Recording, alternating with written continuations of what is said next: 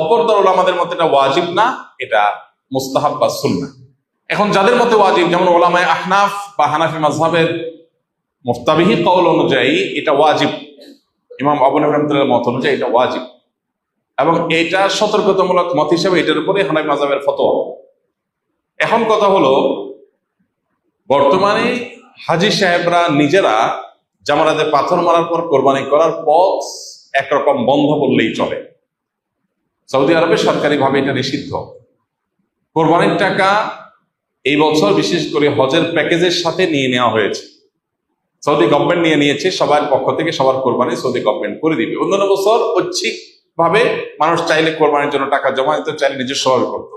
এবার একেবারে পরিপূর্ণভাবে সেই পথ বন্ধ করে দেওয়া হয়েছে। আর বিভিন্ন ছোট ছোট গ্রুপে 10 জন 20 জন 50 জনের কোরবানি করার যে পথ ছিল, সেই পথটা একেবারেই সৌদি গভর্নমেন্ট বন্ধ করেছে এবং এটা নিষিদ্ধ।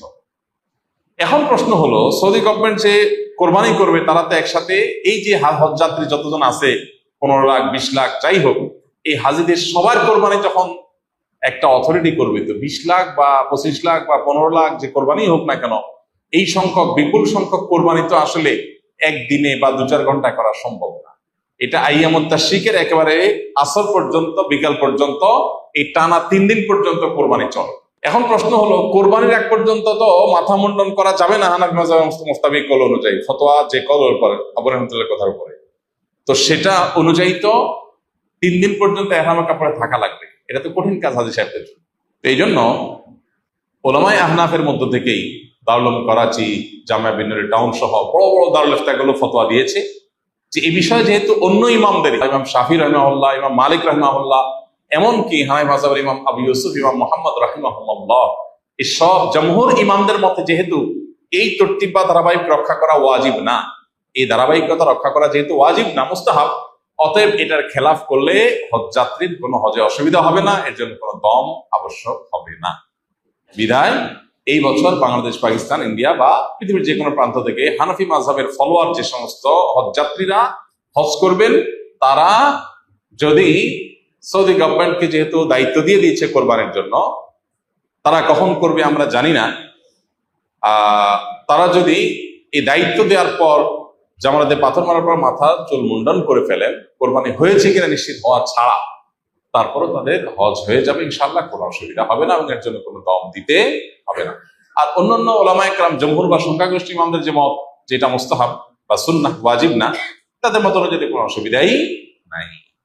বারকাইফ সর্বাবস্থায় খোলাসা কথা হলো যে সাধারণ অবস্থাতে হানাফি মাযহাবের ওলামাদের মুফতাবি কওল যেটা, ফতোয়া যে কথার উপরে, সেটা হলো যে ধারাবাহিকতা রক্ষা করতে হবে। আগে জামরাতে পাথর মারা হবে, তারপরে কোরবানি হতে হবে, তারপরে মাথা মুন্ডন করতে হবে।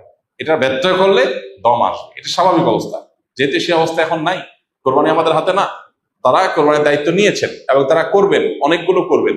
অতএব যদি এমন কোনো পথ খোলা থাকে যে বাংলাদেশের বা সাবকন্টিনেন্টের মানুষের কোরবানিগুলো তারা এতটার মধ্যে করে দিবে, এরকম যদি কোনো টাইমিং জানা যায়, তাহলে সে পর্যন্ত অপেক্ষা করলে, তারপরে মাথার চুল মুন্ডন করলে। আর যদি সেটা জানা না যায় এবং সেটা যদি অনেক দীর্ঘমেয়াদী সময় হয়, এতক্ষণ টিকে থাকা কঠিন হয়, তাহলে সেক্ষেত্রে ওলামায়ে আহনাফের প্রসিদ্ধ দারুল ইফতাগুলোর ফতোয়া অনুযায়ীও এই আমলে, অর্থাৎ আপনার ধারাবাহিকতা রক্ষা না করলেও হজের কোনো ক্ষতি হবে না।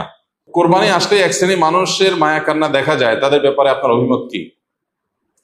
কোরবানি আসলে যারা মায়া কান্না করে, অর্থাৎ পশুর প্রতি মায়া দেখায় যে এতগুলো পশুকে একদিনে শেষ করা হচ্ছে, তারা জানেন কিনা যে প্রতি বছর শুধু কোরবানিকে ঘিরে 1 লক্ষ কোটি টাকার বেশি লেনদেন বাংলাদেশে হয়ে থাকে। এক সময়, আজ থেকে 15-20 বছর আগেও আমরা দেখেছি যে ইন্ডিয়ান গরু ছাড়া আমাদের দেশে কোরবানির যে চাহিদা সেটা পূরণ করা যেত না। বাজারে ইন্ডিয়ান গরুতে 6 লাভ থাকতো, কিন্তু এখন আলহামদুলিল্লাহ কোরবানিতে এই যে লক্ষ লক্ষ পশু জবে করা হয়, লক্ষ লক্ষ পশু জবে করা হয় এবং শত শত নয় হাজার হাজার কোটি টাকার যে লেনদেন হয়, একটা দেশের অর্থনীতির জন্য এটা যে কত পজিটিভ এবং গুরুত্বপূর্ণ এবং ইতিবাচক দিক, সেটা বোঝার জন্য অর্থনীতির ছাত্র হওয়ার দরকার নেই। আমরা দেখি যে আমাদের দেশে এখন আমাদের কৃষক ভাইয়েরা বিভিন্ন পর্যায়ে মানুষ গরু ছাগল নিজেরা ব্যক্তিগত প্রচেষ্টায় পুষে খামার করে এই পরিমাণ উৎপাদন বাড়িয়েছে যে এখন আর ইন্ডিয়ান গরুর উপরে আমাদের কোরবানির বাজার নির্ভর করে না। এই ক্রেডিটটা কোরবানির অনেক ক্ষেত্রেই, কারণ কোরবানি যদি না থাকতো তাহলে এরকম ব্যক্তিগত পর্যায়ে এত পশু পালনের মানুষ উৎসাহী হতো না। অতএব যারা কোরবানি আসলে পশুর প্রতি মায়া কান্না করে তারা আসলে হয় জ্ঞান পাপী আর না হলে অর্বাচী। তারা কোরবানির পেছনের যে অন্তর্নিহিত বিশাল অর্থনৈতিক গুরুত্বপূর্ণ ভূমিকা আছে আমাদের দেশের জন্য, শুধু অর্থনৈতিক ভূমিকায় না, এর পেছনে আরো অনেক কিছু আছে। অনেক গরিব প্রান্তিক জনগোষ্ঠীর অনেক মানুষ আছেন যারা সারা বছর নিজের টাকায় গোশত কিনে খাওয়ার মতো সামর্থ্য তাদের খুব একটা থাকে না। তাদের শরীরে আমিষের যে ঘাটতি আছে, এই ঘাটতি পূরণ করবার ক্ষেত্রে কোরবানির ভূমিকা অপরিসীম।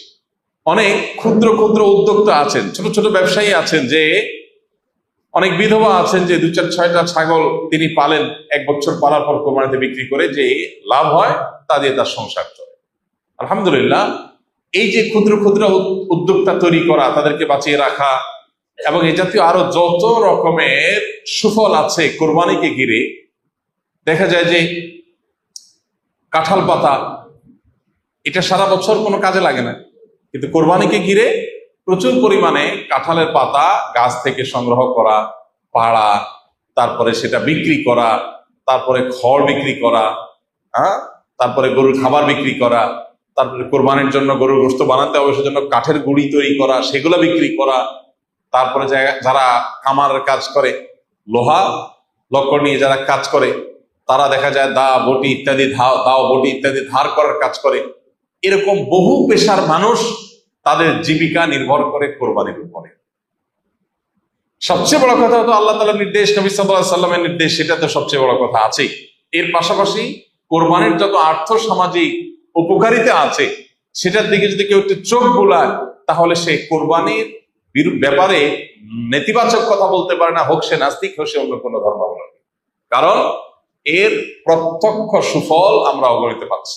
আর যদি কোনো সুফল প্রত্যক্ষ আমরা নাও বুঝি, তারপর আমাদের এখানে থাকবে একজন মুসলমান এই বিশ্বাস রাখবে আল্লাহ এবং তার রাসূল যে নির্দেশ করেছে তার ভিতরে কল্যাণ আছে, অকল্যাণ নাই। যারা কোরবানি আসলে মায়া কান্না করে এদেরকে দেখবেন তারা বিফ বার্গার আর চিকেন ফ্রাই অন্যদের চাইতে একটু বেশি খায়। শুধু তাদের মায়া কান্নাটা হয় কখন? কোরবানির সময়। আল্লাহ তাআলা তাদের এই দ্বিচারিতা সম্পর্কে আমাদের সতর্ক হওয়ার তৌফিক দান করুন।